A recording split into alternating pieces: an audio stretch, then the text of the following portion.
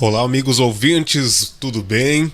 Eu sou o Michael e hoje, com exclusividade, mais uma entrevista aí, né? Vou trazendo ele, que é um ícone no SBT, tem os seus programas aos domingos, começa já na parte das 11 horas da manhã, vai até uma certa hora da tarde. Ele é uma pessoa muito bacana, né? Uma pessoa muito querida.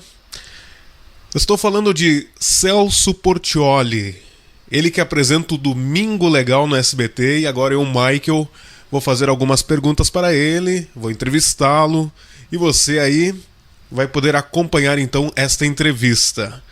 Pois é, meu amigo Celso Portiolli, eu sei que você também sabe imitar o Silvio Santos, não é verdade? Eu também sei imitar o Silvio Santos, mas eu quero saber assim, há quanto tempo mais ou menos que você imita o Silvio Santos? Você sabe que eu tinha uma facilidade para imitar. Aos 13 anos, eu comecei a perceber que isso era um dom. Eu imitava todos os personagens do Chico Anísio com 13 anos. Eu era a atração da família. Mas o Silvio eu não imitava porque na minha cidade não tinha o SBT. Eu cresci numa cidadezinha pequena que só tinha a Rede Globo. E no rádio, quando eu me interessei pelo rádio, eu conheci algumas pessoas que faziam imitações. Aí um amigo me imitava mais ou menos o Silvio Santos no interior de São Paulo. Eu comecei a treinar, mas eu não achei que eu ia ficar tão bom na imitação dele, porque todo mundo imita o Silvio fazendo festa, né? Vem pra cá, vai pra lá. Eu consigo fazer o Silvio falando, né? Então às vezes eu vou conversar com ele, eu fico prestando atenção, falo, meu Deus do céu, e eu nunca tive coragem de imitar pra ele. Pois é, Celso, e quando a gente grava assim, quando a gente vai falar, dá a impressão que a gente nunca ouve realmente a nossa voz. É porque tanto é quando você começa a gravar, quando eu me interessei pelo rádio, que eu gravava num gravador pequenininho, eu achava que aquela não era a minha voz. Agora acostumei, imagine, 20 e poucos anos treinando, fazendo rádio, acostumei com a minha voz. Mas que eu tenho certeza que a voz que eu escuto aqui por dentro não é que você ouve aí, eu tenho certeza disso. Bom, Celso, a gente continua por aqui a nossa entrevista então, e olha só. Eu tenho irmão, você também tem irmãos, e é o seguinte, com certeza durante toda a nossa vida, assim, a gente tá em união com os irmãos e tal, mas eu duvido que não tenha acontecido uma briga sequer, né? Pois é, Celso. A pergunta é o seguinte: você era muito brigão com seus irmãos ou irmãs?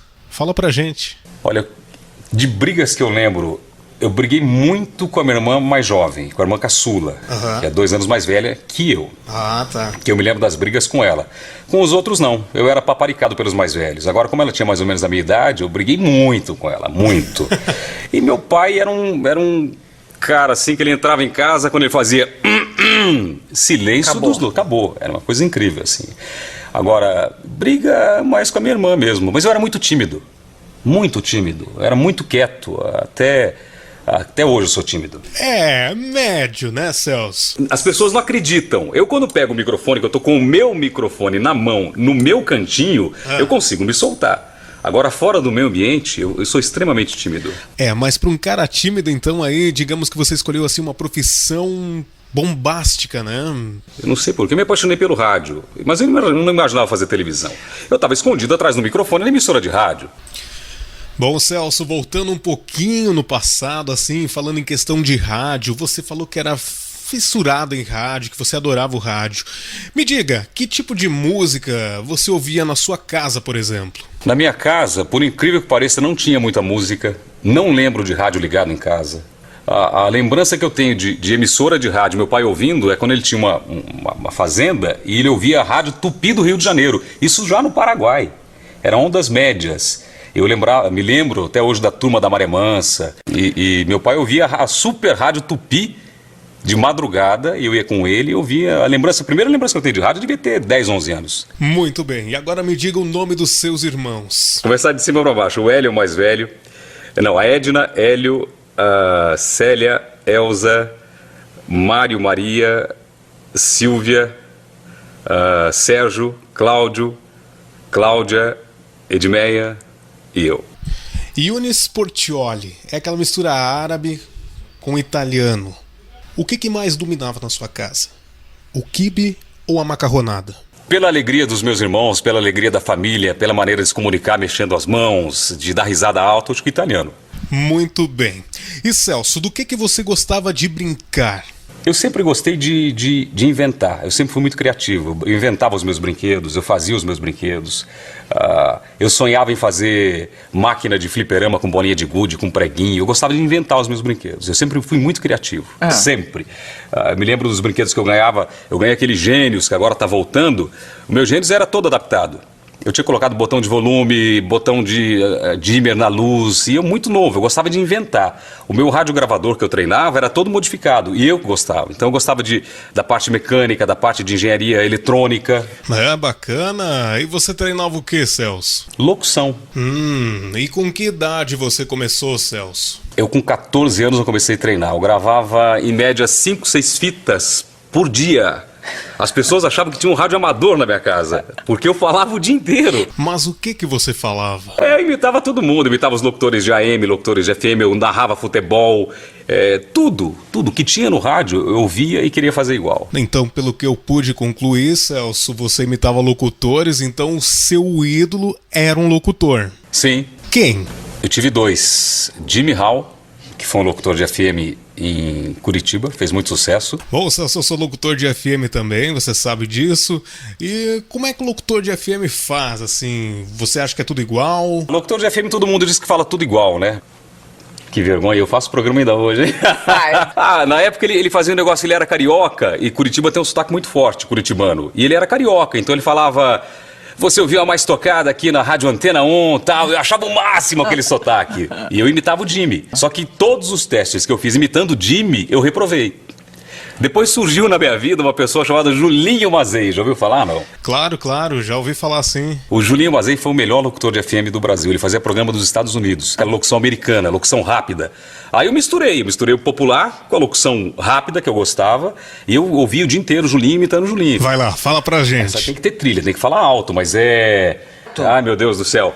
Tudo bem, você ouviu mais uma música aqui na sua Jovem Pan, São Paulo, tá aquela loucura, mas era muito rápido, era uma locução diferente. O que acontece com a repercussão do rádio com a televisão, Celso? A televisão, a gente não tem noção do tamanho da televisão, é algo muito grande. Eu não tenho noção até hoje, eu não tenho noção onde a gente chega, onde a gente vai. O rádio é mais localizado, né? Era uma coisa pequena, mas eu tive muita sorte no rádio. Eu nunca fui um excelente locutor, mas eu sempre fiz muito sucesso no rádio. Então o rádio é um sucesso mais localizado. Bacana mesmo, hein? Legal. Eu tive um programa em Ponta Porã, cidade pequenininha, que era uma AM, imagine. Que chegou a entrar no Guinness logo que eu deixei o programa, com o telefone que mais tocava no Brasil. É verdade. Eu recebia, nessa cidade, o meu programa era tão ouvido, que eu fazia uma promoção, eu recebia sacos e sacos de cartas, assim, era por causa da carta. Hoje você faz uma promoção na televisão, às vezes não chega a mesma quantidade que eu recebia no interior. Então, o sucesso localizado era impressionante. Bom, Celso, você hoje é dono de emissora de rádio, não é? Onde? Tem uma no Vale do Paraíba. Você tem mais de uma, hein? Tá rico pra caramba, né, meu? Que rico! Ué, mas quem é dono de rádio não é rico? Não, depende, tem rádio que não vale muito. Dono de rádio, hoje em dia, do interior... Se ele não for um profissional atento, for um bom vendedor, tiver uma equipe boa de venda, ele passa dificuldade. Graças a Deus a minha rádio é muito bem cuidada. Que é Brodowski, que é a cidade do Portinari. Interessante, hein? E você toma conta, né, delas aí? Pelo menos uma vez por mês, 2 vezes por mês eu vou pra lá, mas eu fico ligado online, entendeu? A rádio eu escuto ela o tempo todo no meu carro. Sei de tudo que está acontecendo, cuido da rádio mesmo, cuido dela. Faço programa de segunda a sexta. Pois é, Celso, eu também faço de segunda a sexta programação aqui na rádio. E voltando lá no início, quando comecei a te perguntar sobre imitar o Silvio Santos, fala um pouquinho mais pra gente e também pro público a respeito aí das suas imitações, porque você faz perfeitamente igual, né? E assim... Sei lá, tá repercutindo isso aí, né? O pessoal quer mais algumas explicações. Assim, questão assim, eu também imito o Silvio Santos. Sei imitar muito bem o Silvio Santos. Ai, oi, olha só, vem pra cá, vamos lá. Mais ou menos assim eu faço, né? Então, conta pra gente aí, Celso. Como é que é? Como é que funciona o teu jeito, o teu estilo? Quando eu comecei, eu assistia os programas do Silvio Santos na TV e assistia ele gravando no estúdio. E quando eu comecei, eu não sabia fazer.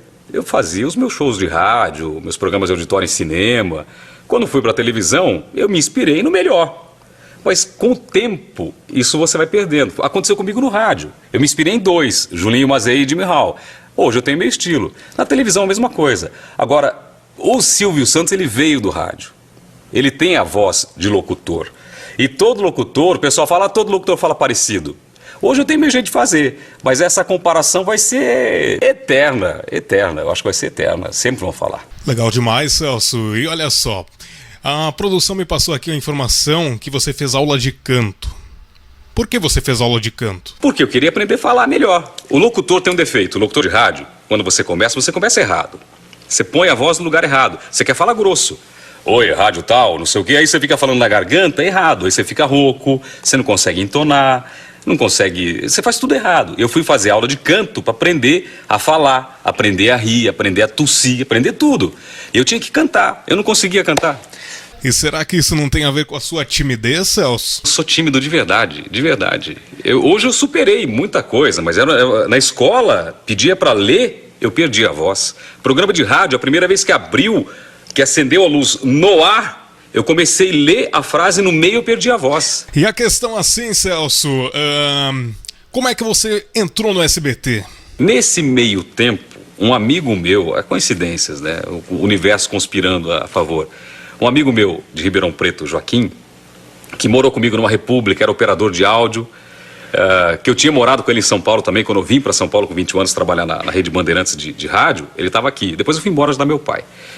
E nunca mais vi. Ele me ligou, oi, tudo bem? Voltei para São Paulo. Eu falei, não acredito. Eu já ia pedir um emprego para você em Ribeirão Preto, que eu quero sair daqui, não quero mais saber de política. Ele falou, não, mas agora eu estou em São Paulo, eu estou trabalhando com o Silvio Santos. Eu falei, você está brincando comigo. Eu mandei uma fita semana passada para o SBT. Ele falou, vou atrás. A coincidência foi tão grande que ele passou perto do Silvio, perto do diretor, que é o Hélio Chiari, ainda é o Hélio Chiari. Ele passou e escutou, chegou uma fita num rapaz aí que é interessante. O cara é meio maluco, é vereador, quer ser apresentador de televisão, mandou umas ideias boas. Ele falou, opa, esse cara é meu amigo. Ele falou, seu amigo ele mora em Ponta Porã, assim. Aí ele conseguiu organizar com o Elinho. O Silvio pediu uma fita. Eu mandei uma fita para ele, entregou na mão do Silvio a fita. E ele conseguiu organizar para que eu viesse receber o dinheiro aqui, os 300 cruzeiros. A minha mão minava a água. Mas então você veio sozinho. Não é como a sua mulher já descreveu em outras entrevistas, aventura no Monza. Não é isso aí? Não foi dessa vez. Tá certo, Celso. E quando você veio pra cá, você transpirava muito. Como é que foi seu primeiro contato com ele? Entrei no estúdio, ele tava gravando, aí eu vi aquele homem enorme vindo assim e falou assim, você que é amigo do Joaquim? Eu falei, sou eu. Ele me instigou, bem-vindo. Ele fez um monte de perguntas pra mim. Perguntou tudo, sabe que ele é curioso, né? Ele perguntou tudo. Aí ele falou, quer dizer que você tem loja lá, você dirige as rádios, você não sei o quê, quanto você ganha? Eu falei, eu ganho R$2.000 por mês. Ele falou, mas você ganha muito bem, televisão não paga bem. Eu pago R$500. Você tá brincando, né? Então, eu comecei, acho que demorou uns 3 anos. Nesse meio tempo eu quis desistir. Eu tentei largar a mão várias vezes, que eu achava que não ia a lugar nenhum. Eu lia muitas cartas, eu trabalhava bastante, mas eu era muito querido pela produção. Ele me colocou lá para aprender, entendeu? Ele me colocou lá para dar ideia, para testar se eu era um cara criativo. Depois me colocou na produção. Depois eu comecei a atuar na câmera escondida, comecei a ficar um pouco conhecido. Depois eu passei para a direção da câmera escondida. E até que chegou um dia que eu falei, eu não aguento mais, eu quero ir embora, eu tô lendo 500 cartas por dia, vendo 300 fitas, eu não aguento mais isso aqui, eu quero ir embora, eu não vou a lugar nenhum, vou embora. Porque eu passei por momentos difíceis aqui, de ficar muito triste, decepcionado, de querer largar tudo, de querer mudar de profissão. Mas eu sempre pensava assim, cabrito bom não berra. E quando eu berrava era no camarim dele, né? Que algumas vezes que eu discuti com ele, foi entre os dois. Mas ele tinha razão. A visão dele é diferente da minha. O tempo é diferente. Ele me enxergava um cara novo, jovem, com muito tempo de televisão. Então, e tudo que ele me deu, apesar os programas ruins ou os bons, tudo foi experiência. E cada vez que ele me chamava era um teste. Eu quero ver se você é bom mesmo, então dirige esse programa. Eu quero ver se você é bom, faz isso. Então era tudo teste. E agora teve momentos difíceis no SBT. Então, quando eu ia sair do SBT antes do Gugu sair, eu ia sair, eu ia embora do SBT. Quando ele me ofereceu o Domingo Legal, que o Gugu tinha saído, eu falei, não vou ficar, tô indo embora também. Ah, sim, entendi. Celso, topa tudo por dinheiro? Não, claro que não. Eu nunca corri atrás do dinheiro. Nunca. Nunca, de verdade. Eu sempre fui apaixonado pelo que eu faço. Veio, não sei porquê. Bom, Celso, quero agradecer a sua participação aqui, dizer que eu adorei demais te entrevistar. E agora aí, para finalizar então a nossa entrevista aqui, o que seria Celso Portiolli por Celso Portiolli? A primeira vez que eu estive aqui, eu disse que eu era um sonhador. Celso Portiolli por Celso Portiolli. Realizador. E qual é o seu maior defeito mesmo? Meu maior defeito? Perfeição. Muito bem, agradecendo aí a Celso Portiolli, essa foi mais uma entrevista feita por mim, Michael Rode, o Panda.